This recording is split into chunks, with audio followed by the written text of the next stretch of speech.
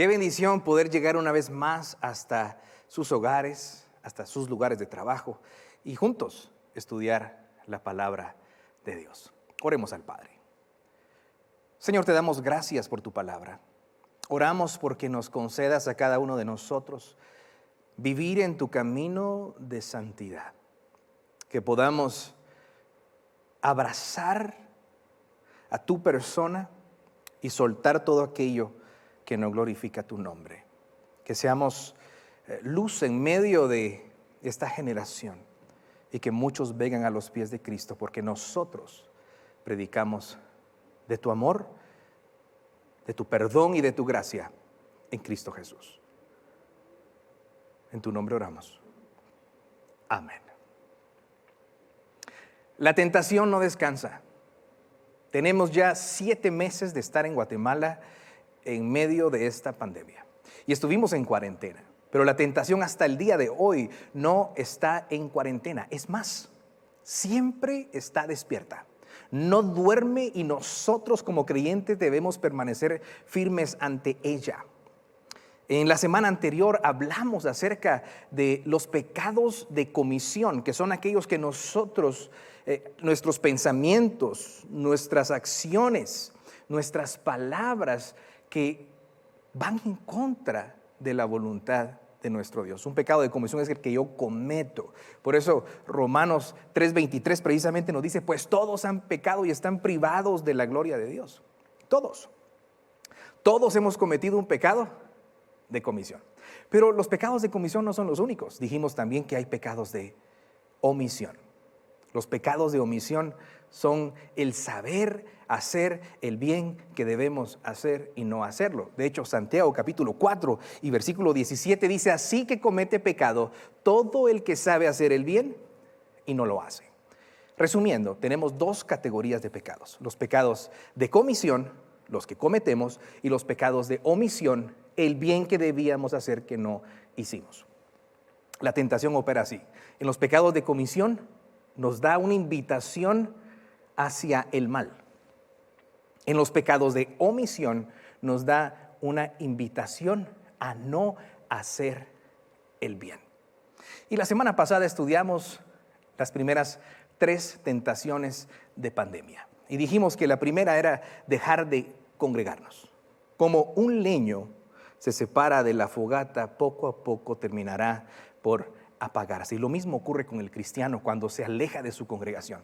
Por ahora estamos únicamente de manera virtual, pero debemos seguir congregándonos y animando a todos aquellos que aún no lo hacen o han dejado de hacerlo, para que no caigamos en esa mala costumbre de alejarnos del cuerpo de Cristo.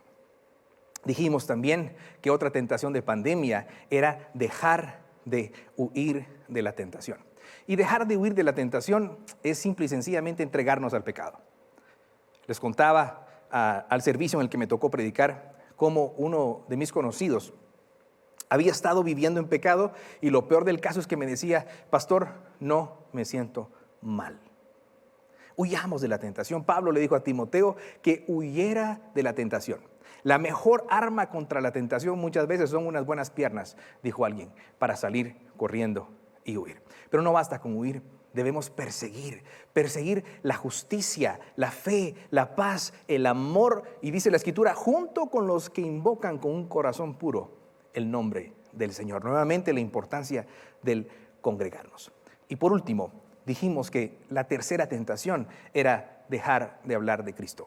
El mundo necesita de Dios, necesita la luz de Jesús. Todos estamos muertos en nuestros pecados y necesitamos ese mensaje que dice que en Jesús, el justo que dejó la gloria, que fue tentado en todo pero sin pecado y que murió en la cruz del Calvario, hay perdón de pecados. Somos libres de la ira de Dios, esa ira santa que no tolera el pecado. Y reconciliados con el Padre, somos adoptados por medio de Jesús como hijos. Hoy seguimos estudiando otras tentaciones de pandemia. Y tenemos otras que vamos a ver hoy. Y la primera tentación es dejar de leer la Biblia. Dejar de leer la Biblia. Mira lo que dice la Escritura en 2 Timoteo capítulo 3 y versículo 15. Desde tu niñez Es Pablo hablándole a su hijo en la fe, Timoteo. Desde tu niñez conoces las sagradas Escrituras. Qué gran desafío para nosotros los hijos de Dios que tenemos hijos. La Escritura no habla del papá de Timoteo, pero sí habla de su abuela Loida y de su madre Eunice, en quienes habitó la fe. Y ellas se encargaron de que desde su niñez este niño conociera la palabra. Además, pertenecía a su sinagoga y allí se le enseñó. Sus hijos reciben todas sus lecciones en leccioneszonadecampeones.com. Y qué bueno que estén conectados con la iglesia. Y allá hay más de 40 lecciones que se han impartido a lo largo de esta pandemia, que hemos estado distanciados, separados como iglesia, no reunidos acá. Qué importante es que ellos se sienten con usted, ya sea los niños de 1 a 6 años, de 7 a 9 y de 10 a 17, a recibir palabra. Pero mejor aún, que como Pablo, que dice: desde tu niñez conoces las sagradas Escrituras, que pueden darte la sabiduría necesaria para la salvación mediante la fe en Cristo Jesús. Que nuestros niños lean y conozcan la palabra. Dejar de leer la Escritura es una tentación fuerte y a la vez destructiva. ¿Por qué? Mire lo que dice después, versículo 16. Toda la Escritura es inspirada por Dios y útil para enseñar, para reprender, para corregir, para instruir en la justicia, a fin de que el siervo de Dios esté enteramente capacitado para toda buena obra. Cuando nosotros no leemos la palabra, estamos lejos de el libro que contiene la revelación de Dios. En su máxima expresión, cuando inicia el Nuevo Testamento, que es Jesucristo, y todo el Antiguo Testamento apunta a Jesucristo. Jesús dijo que Moisés había hablado de él. Y este libro nos muestra la justicia de Dios, que viene por la fe en Jesucristo. Nos dice cómo debemos vivir en medio de este mundo lleno de tinieblas y de nuestra tendencia, nuestra naturaleza pecaminosa hacia el mal. Tal vez usted dirá: ay, pastor, usted está hablando de que la tentación es de dejar de leer la Biblia, pero déjeme decirle que yo ni siquiera tengo, porque nunca he comenzado a leerla. Conozco una gran cantidad de cristianos que no tienen el hábito de leer la Biblia. Y necesitamos conocer a nuestro Dios, necesitamos conocer su corazón. Y me gusta y no me gusta cuando me encuentro con un amigo que tiene más de 70 años. Y cuando cuenta su testimonio me dice: Alex, cuánto hubiera querido conocer del Señor de joven.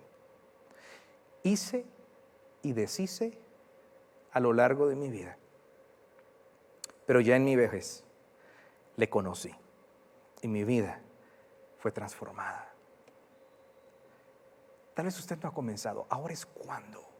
Mire, si algo bueno nos dejó la pandemia, ustedes, es precisamente el hecho de que en mi familia hemos leído la Escritura, pero no leíamos la Escritura todos juntos, sino cada niño tenía su desafío diario de leer un capítulo de la Biblia. Ellos escogían el capítulo, ellos leían su capítulo. ¿Y qué pasó? Que esta pandemia nos reunió a todos en casa. Y desde el principio, cuando dijeron que los niños iban a estar 20 días sin asistir a clases, o 21 días sin asistir a clases, entonces dijimos: muy bien, vamos a comenzar a leer la Biblia. ¿Y qué hicimos? Comenzar a leer un capítulo diario del libro de Juan. ¿Y qué hacemos? Nos sentamos en la sala, todos con nuestras Biblias, y cada quien puede leer 5 versículos como mínimo en voz alta. Y cuando llega a los 5 puede seguir leyendo o pasarla a otro. Y entonces lee 5 versículos y dice luego mamá. Y Aisha comienza a leer 5 versículos y luego dice Juan Marcos. Y Juan Marcos lee 5 versículos, leyendo un capítulo diario desde que comenzó la pandemia. No solo nos hemos unido como familia, no solo ahora somos más unidos, sino la palabra está al centro de nuestro hogar. Ya leímos el libro de Juan, leímos el libro de Hebreos, leímos el libro de Santiago, leímos el libro de Romanos, leímos el libro de Ruth y luego nos fuimos a Génesis, ya leímos Éxodo, ya leímos Levítico, estamos en Números ahora. Estamos por terminar el 9º libro de la Escritura, o sea, 9 libros. Yo le animo a que usted lea la palabra. Y es que es un hábito que hace la diferencia entre el cristiano inmaduro y el cristiano maduro. Es más, la Escritura, el autor de Hebreos, hablando precisamente acerca de Jesús, y usted recordará que el libro de Hebreos lo que hace es hablar acerca de la supremacía de Cristo y del nuevo pacto sobre el antiguo pacto y la ley, y cómo ahora Jesús es superior a todo, a los ángeles, a la ley, porque Él vino a cumplirla para liberarnos del pecado. Y este autor, hablando de Jesús y de Melquisedec, usted puede investigar un poco de él, aunque no hay mucho de él, dice Hebreos capítulo 5, 11, sobre este tema tenemos mucho que decir, aunque es difícil de explicarlo, porque a ustedes lo que les entra por un oído, les sale por el otro. Eso me recuerda a mi abuelita, ¿verdad? A mi mamá, que en casa nos decían algo y dice, es que usted lo que les entra por un oído, les sale por el otro, y es verdad. Nuestros hijos, yo ya no tengo hijos pequeños, la menor tiene 13 años, pero cuando eran más pequeños, estábamos estableciendo el hábito de cepillarse los dientes. Eso era terrible. ¿Ya te cepillaste los dientes? Sí. Y cuando uno se acercaba a verlos, decía, bueno, muéstrame los dientes, Señor bendito. Uno veía ya que masa, niños no se habían cepillado. Ay, no. Y es que lo que le entra por acá a los hijos le sale muchas veces por acá. El autor del libro de Hebreos está sintiendo lo mismo. Dice, sobre este tema, el tema de Melquisedec y de Jesucristo, que es superior al sacerdocio de Melquisedec, tenemos mucho que decir, aunque es difícil de explicarlo, porque a ustedes lo que les entra por un oído les sale por el otro. En realidad, a estas alturas debieran ya ser maestros. Es decir, ha pasado un tiempo desde su conversión y ya debieran ser maestros. Y sin embargo necesitan que se les vuelva a enseñar las verdades más elementales de la palabra de Dios. Debiendo ser maestros, debían volver a enseñarles las verdades más elementales de la palabra de Dios. Dicho de otro modo, necesitan leche en vez de alimento sólido. El que solo se alimenta de leche es inexperto en el mensaje de justicia. Es como un niño de pecho. En cambio, el alimento sólido es para los adultos, para los que tienen la capacidad de distinguir entre el bien y el mal, entre lo bueno y lo malo, pues han ejercitado su facultad de percepción espiritual. Debiendo ya ser maestros, ¿cuánto tiempo tiene usted de estar en la fe? ¿Cuánto tiempo tiene usted de estar en la fe? ¿Cuántos años? ¿Cuántas décadas? Es ya un maestro de la palabra. La conoce profundamente. Y es que si no existe el hábito de la lectura bíblica diaria, no habrá madurez. No habrá madurez. Un cristiano es maduro porque ese cristiano entiende que la Biblia es inspirada por Dios y útil para corregir, para reprender, para enseñar sobre la justicia de Dios. Tenemos que leer la Biblia, es el único camino para conocer la revelación de Dios para nuestras vidas. Su vida puede ser transformada completamente si usted conoce las Sagradas Escrituras, como le dice Pablo a Timoteo, que pueden darle la sabiduría necesaria para la salvación mediante la fe en Cristo Jesús. Leamos la Escritura. Es que miren, vemos acá que debían ser maestros, pero eran como bebés, porque no distinguían entre el bien y el mal, entre lo bueno y lo malo. Y eso es precisamente la característica de un cristiano maduro. Es alguien que puede distinguir entre lo bueno y lo malo de la vida y actúa acorde a lo bueno. Sin Biblia, sin estudio de ella, no hay madurez. Nuestro desafío, entonces, no es solo comenzar a leer la Escritura. Nuestro desafío es vivir la Escritura. Es decir, El compromiso del cristiano no es un compromiso intelectual ante la Biblia, aunque el intelecto forma parte de. El desafío del cristiano es un desafío moral. Es llevar el intelecto a que baje de aquí hacia acá y que se manifieste en nuestras buenas acciones. Porque al final de cuentas, este pasaje dice, el de Timoteo que leíamos, dice al final, a fin de que el siervo de Dios esté enteramente capacitado para toda buena obra. ¿Qué significa enteramente capacitado para toda buena obra? Significa que está preparado para hacer buenas acciones, para vivir en el camino de Dios, y eso solo lo hace la palabra en nosotros. Tu palabra es verdad. Eso es lo que dice la Escritura, la palabra es verdad, santifícanos en tu verdad. Y eso es lo que necesitamos para leer la Biblia, aunque sea leer un capítulo al día, con su familia. Su familia no es creyente, léala en línea con sus amigos, conéctense. Ahora no hay excusa, nos podemos reunir todos y leer la Escritura juntos.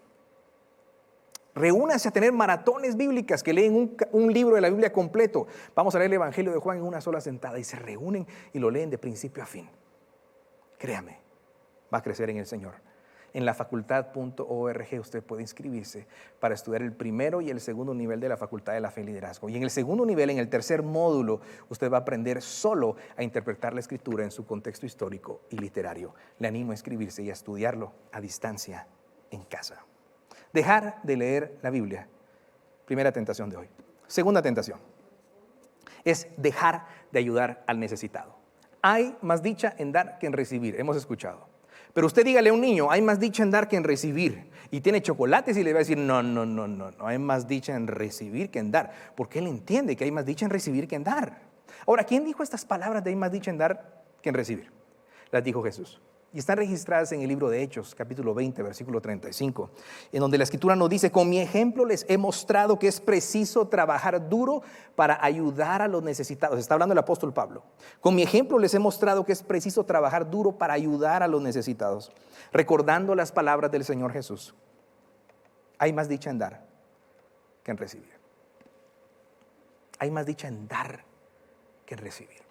Si usted nunca ha sido generoso, no se imagina el gozo y la bendición que es dar.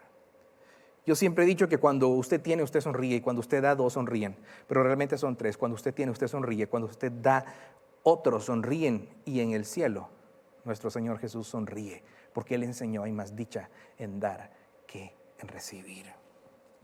¿Somos generosos? No porque decimos, tengo que ser generoso. Hay una base bíblica que nos impulsa a ser generosos. Usted que a lo mejor en el fondo de su corazón sabe que es bien tacaño. Aquí en Guatemala decimos así, que usted es bien tacaño. Que mire, no se le cae nada. No comparte nada. Y por favor no codee ahí a su papá, a su mamá, a un hermano. Pero sí le digo algo. Necesita la base bíblica para entender.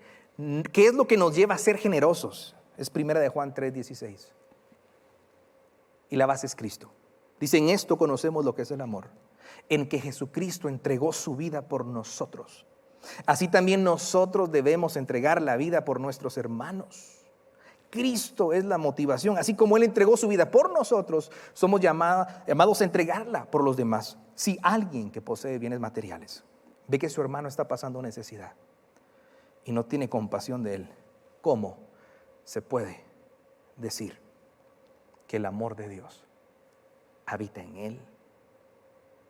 Porque Jesús nos dio lo que no merecíamos. En esto conocemos lo que es el amor, en que cuando aún éramos pecadores, Cristo murió por nosotros. Sea generoso con el necesitado, abra los ojos a la necesidad. Una mujer nos pidió ayuda para una familia en una aldea. Y conseguimos el medio a través de una fundación cristiana en ese departamento para hacerlo. Pero no solo se bendijo a esa persona. Mi esposa se encargó de mandarle mensaje de texto a varios de nuestros conocidos y se paró bendiciendo a toda la aldea. Y a esta y a otras familias más de una vez. Muchos quieren bendecir pero no saben cómo. Toque puertas y bendiga. Paul J. Meyer, un tejano que falleció en el 2009. A los 32 años fundó una empresa de capacitación y llegó a ganar de 5 a 20 millones cada año a lo largo de su carrera profesional. Y su fundación terminó donando más de 65 millones de dólares. Es el equivalente a más de 500 millones de quetzales. Seamos generosos, produzcamos, vivamos bien, pero seamos generosos con el necesitado. Dejar de leer la Biblia, dejar de ayudar al necesitado. Y tercera tentación de pandemia, dejar de apoyar la obra de Dios. Usted recordará Marcos 12:41, dice, Jesús se sentó frente al lugar donde se depositaban las ofrendas y estuvo observando cómo la gente echaba sus monedas en las alcancías del templo. Muchos ricos echaban grandes cantidades, pero una viuda pobre llegó y echó 2 moneditas de muy poco valor. Jesús llamó a los discípulos y les dijo, les aseguro que esta viuda pobre ha echado en el tesoro más que todos los demás. Esta viuda pobre ha echado en el tesoro más que los demás. El Señor no dejó este relato para que aún el que tiene poco no dé, porque no condena a la viuda, la pone como ejemplo de una fidelidad y amor hacia Dios. Pero los demás hacían bulla y daban de lo que les sobraba. Ella entregó todo su sustento. Apoyemos la obra de Dios. Dejar de apoyar la obra de Dios es una tentación, no en pandemia, es una tentación de siempre. Y por eso yo le agradezco a Dios por cada uno de ustedes que siguen siendo fieles con sus diezmos y ofrendas.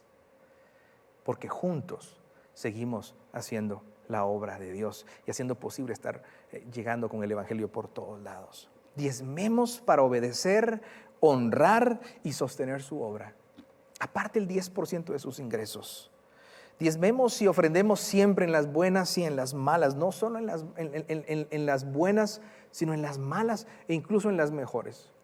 Tengo un amigo que comenzó trabajando, haciendo mantenimientos en camioneta, iba en un bus urbano con su mochila y su escalera.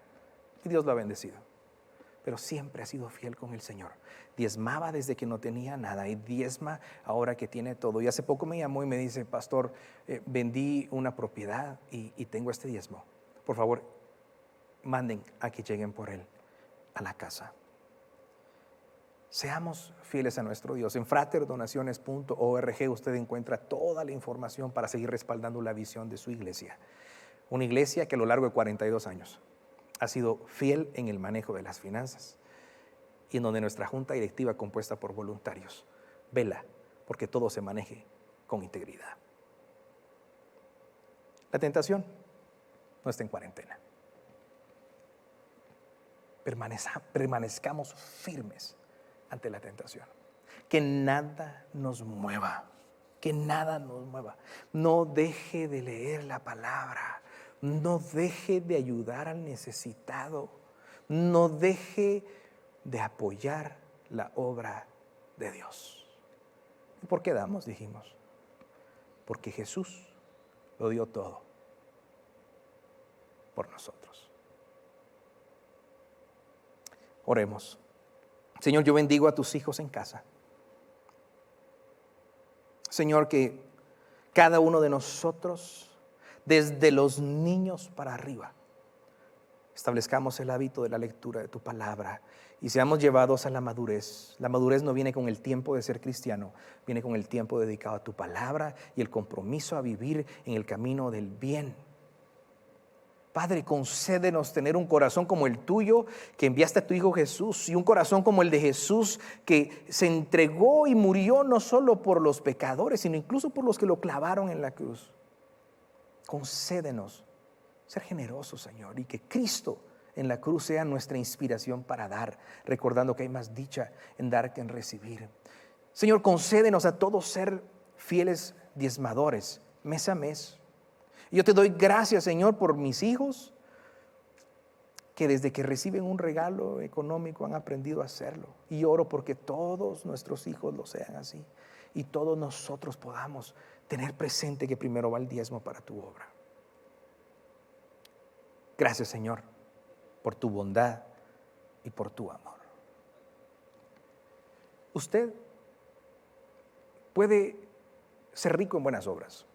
Usted puede leer la Biblia, usted puede ayudar al necesitado, usted puede incluso sostener la obra de Dios y sin embargo no ser salvo. Las buenas obras no salvan, porque todos somos pecadores. Vimos que todos hemos pecado y estamos privados de la gloria de Dios. Dios castiga al pecador, no tolera el pecado, pero no nos dejó a la deriva, mandó al justo, la divinidad que se vistió de carne y huesos, Jesús, que vivió la vida perfecta que ni usted ni yo podríamos vivir, ni podemos vivir, que somos pecadores, y murió en la cruz para que el que tenga fe, como le dijo Pablo a Timoteo, la cual puede darte la sabiduría necesaria para salvación mediante la fe en Cristo Jesús. Usted hoy puede pasar de muerte a vida, de tinieblas a luz y experimentar lo que es el perdón de Dios, no porque usted hizo algo, porque no puede hacer nada por sus pecados, sino porque usted creyó en el Todopoderoso. Hoy le animo a arrepentirse de sus pecados, a llorar su rebelión ante Dios y decirle: aquí está mi vida, yo necesito tu perdón, hazme de nuevo. ¿Qué se requiere? Que se arrepienta en su corazón y que exteriorice con una oración en fe a Dios sus pecados y su fe en Jesús. Si este es su caso, haga esta oración conmigo y diga así: Señor Jesús, reconozco mi pecado, reconozco mi maldad, hazme de nuevo. Yo pongo hoy mi fe en Cristo Jesús para salvación y te pido que borres todos mis pecados. Sé que no puedo cambiar mi pasado, pero en ti, Señor, ha sido borrado en el cielo. Y lo que tengo es un futuro de esperanza y una vida eterna en la gloria contigo. Ayúdame, Señor, a no solo crecer intelectualmente en la fe, en tu palabra, sino a tener un compromiso moral con ella. Creo en ti, en el nombre de Jesús. Amén. Usted que hizo esta oración, quiero invitarle a que ahora vaya a soynuevo.org. Hay una reunión virtual en donde lo están esperando. Dé clic al enlace y únase. Y si está viendo la grabación de este mensaje, allí hay un formulario. Envíenos sus datos y lo estaremos contactando para ayudarle a crecer en el Señor. Bueno, y cada uno de ustedes, no se desconecten. Vayan ahora a ifrater.com. ifrater.com. ¿Qué es esto? Son las reuniones post-Frater Live. Cuando termine el Frater Live, usted puede ir allí. Hay gente esperándole para escucharlo, orar por usted, ubicarlo en una célula, conectarlo a los grupos de libertad para que sea libre en y para Jesús. Y están los voluntarios con los brazos abiertos, esperándolo para orar por usted. ifrater.com. Bueno, qué bendición poder haber estado en este servicio de las 7 de la mañana. Y le recuerdo, lo esperamos siempre, precisamente los miércoles y sábados a las 8 de la noche, transmitiendo desde nuestras casas, y los domingos transmitiendo desde la Frater a las 7, 10, 12 y 18 horas. 4 servicios con 4 predicadores diferentes. Que el Señor le bendiga. Hasta pronto.